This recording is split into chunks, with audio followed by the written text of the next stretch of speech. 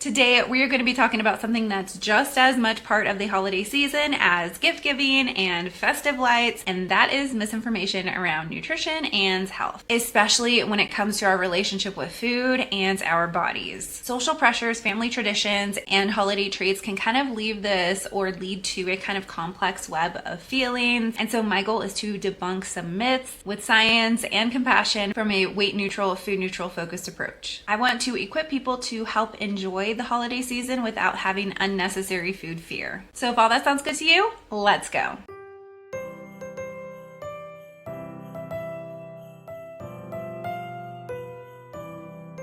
Content warning, this video discusses a myth regarding weight. The response is from a weight neutral perspective, but just a content warning if you feel this may trigger you. Take care of yourself. Hey folks, welcome to my channel, or welcome back. My name is Kat. I'm a licensed and registered dietitian nutritionist, and on this channel I like to talk about weight inclusive and weight neutral focused approaches to health, as well as diving into scammy and, in my opinion, unethical nutrition related businesses, products, mostly nutrition related MLMs, and other fear mongering nutrition related claims. Now in today's video we are diving into December video month, and this is going to be part one of a two-part series in food and nutrition health related myths. Now there is also going to be 12 days of debunking further into December, but there's enough misinformation, enough things to debunk for all of these videos. So with all that being said, let's dive into myth number one. Myth number one is that most people gain a significant amount of weight over the holidays. Now there is this myth, I've heard it for years, that people would gain 5 to 10 pounds over the holiday season. Now before we dive into this myth specifically, I want to preface it. It is crucial to address something really fundamental when it comes to weight talk, and that is the concept of weight cycling and the binge restrict cycle. As a weight neutral dietitian, I think it is very important to understand how our behaviors around food can be influenced by toxic diet culture, habits, and actions that often promote this kind of diet cycling and binge restrict cycling and weight cycling. Weight cycling is often a result of diet cycling or like repeated dieting. It's a pattern where weight goes up and down and up and down, and someone can cycle to a higher weight as a result from restrictive diets. This can be physically taxing and emotionally draining. And that binge restrict cycle is often that restriction of food done for dieting reasons that often leads to consumption of it past what someone would typically consume if they hadn't had that restriction in the first place. Now this cycle can happen at any time of the year, but it is especially prevalent around the holidays. A time where typically, of course not in all experiences, not in all times, but a lot of times in this season food is more abundant, I would say, like with events and like gatherings with people. I know that doesn't go for everyone, but for a lot of people, more abundance in food. And diet culture often promotes this kind of restriction that can really make that confusing, that time kind of stressful. Now, I also want to say that weight is not like a health action. It doesn't equate to health. Like when I'm working with someone, like I don't really ask for updates on their weight because there are so many other like really good signs that you're doing actions that are promoting physical health and supporting physical health that don't have anything to do with weight. Lab values, energy levels, performance in the gym, recovery, lots of different things that we can see improvements in physical health that don't have to do with weight. And so just bringing that up front so you know kind of where I'm coming from. Focusing on weight, it oversimplifies the complexities of our bodies and our health. So with all of that context in mind, let's go ahead and dive into myth number one, which is that most people gain a significant amount of weight over the holiday season. And often that claim is anywhere from 5 to 10 pounds. But what does the research actually tell us? Studies actually show that the average gain is a change of around 1 or even less of 1 pound. While it is true that those weights can increase over time or like add up in increments over time, the key is not to panic or go to these kind of unrealistic restrictive dieting plans. Those kind of approaches can lead us directly into a restrict binge cycle, which is why the dieting industry and the wellness industry is so big. It's because it is not sustainable. People are going on and off and on and off and doing that kind of cycling happening over and over and over and over again. And remember that focusing solely on weight does not give an accurate picture of health that is going on inside. It's not a full picture of health. And what's so much more important than the scale is our approach to food. If somebody has a desire to focus on improving or supporting their physical health, there are so many ways and approaches that can help support that and improve that without having to focus on the weight itself. During the holidays, that binge restrict cycle can be really pronounced, but it is essential, in my opinion, in the season to approach foods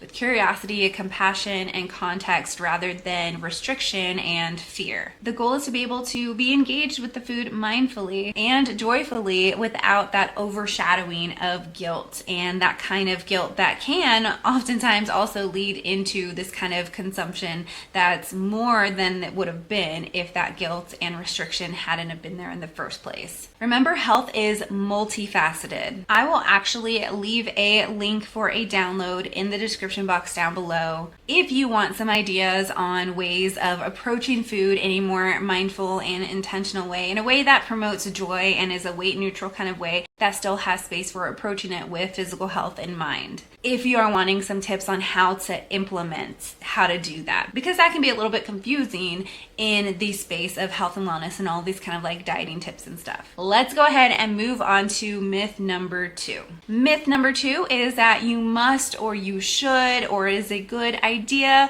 to detox after the holidays or during the holidays. Now, during the holiday season and as soon as it dies down, we will see advertisements for detoxing, for special juices and for teas, things that promote the kind of cleanse of the body, to cleanse our bodies of the holiday excess and kind of like reset our bodies. Let's take a moment to examine some of those claims because the body does not need to be reset. Now, detoxification, that is something that happens in our bodies naturally with our livers and our kidneys, even our lungs, our skin. They are naturally getting rid of or shielding us from toxins. So the question is then, do we need an external or an additional kind of detox product to help our bodies to do that? Let's look at the science. So there is actually no evidence to suggest that you need to consume these kind of detox supplements, detox teas, detox shakes or juices, and sometimes those kind of supplements can do more harm than good. Unless you have a specific kind of organ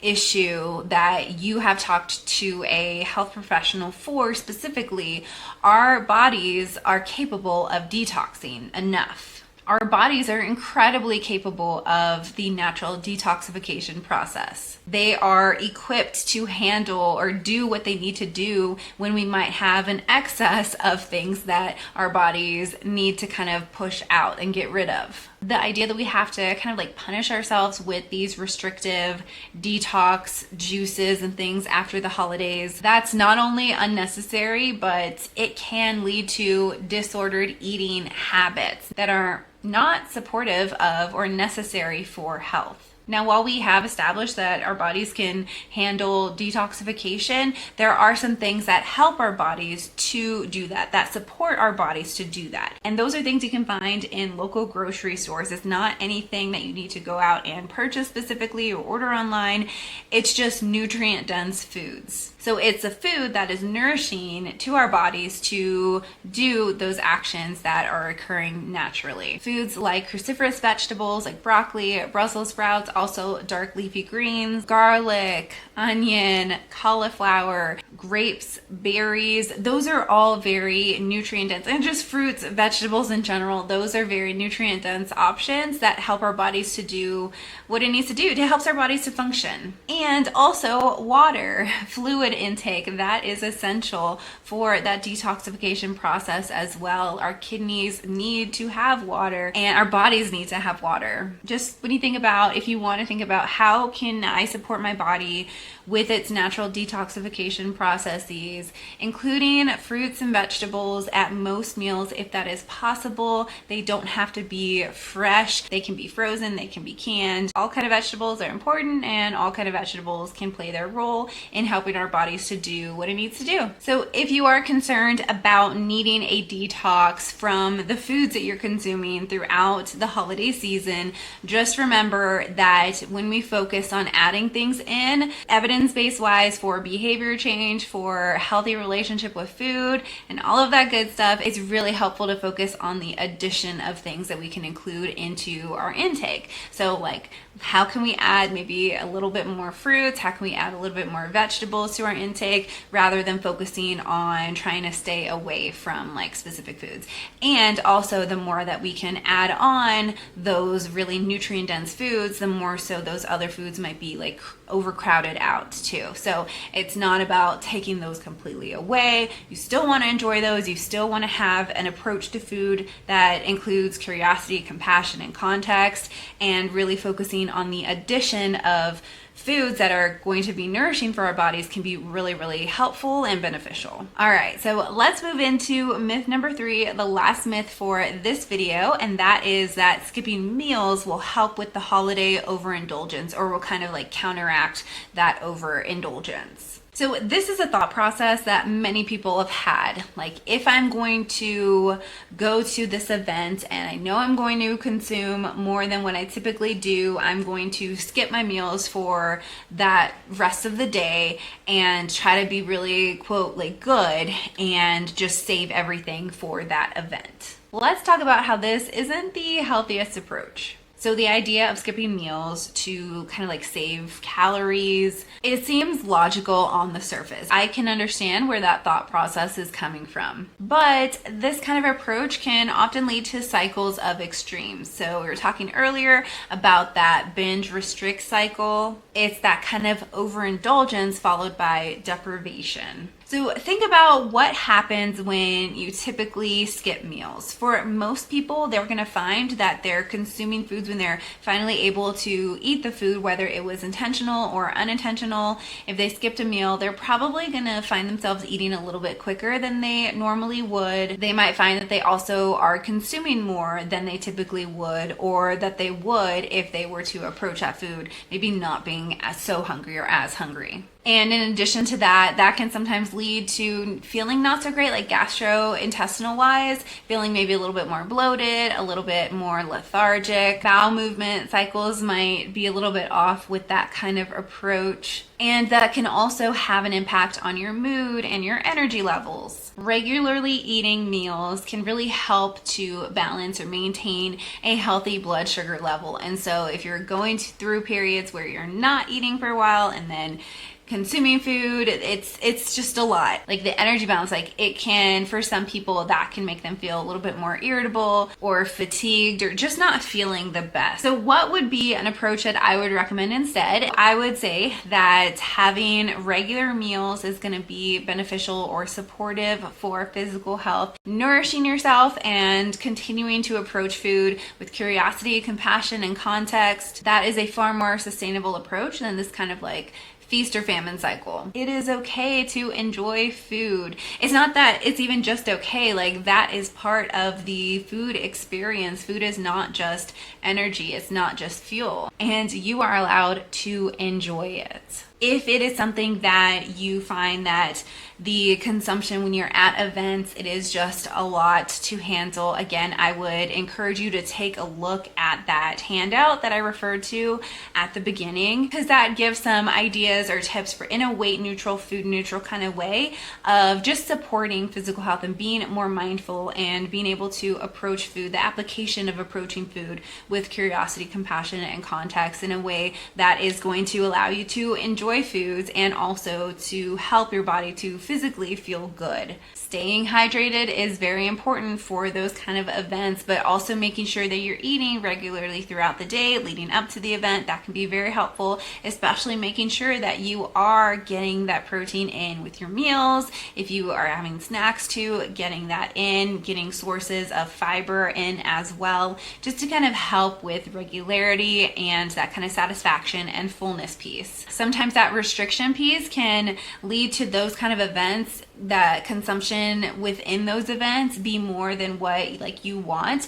It's because of the restriction piece overall. Like if you were to truly give that kind of permission and not have that guilt, that might look a lot different than if you are approaching it after a lot of restriction and consuming those foods and having that guilt around that consumption. So as we wrap up this discussion, I hope that you got something out of it, that you feel a little bit more equipped, a little bit more empowered around the approaching of food with holiday events and just outside of holidays as well. If you like this video, please remember to leave a like and make sure you're subscribed if you want. I would greatly appreciate that. Leave a comment if you have any other myths or questions about nutrition. I have a list of things that I want to talk about, but I might add some more if you mention something that I think a lot of people would also benefit from. All right, that wraps it up for this video. Remember, you can strive for health without subscribing to diet culture. I'll see you later.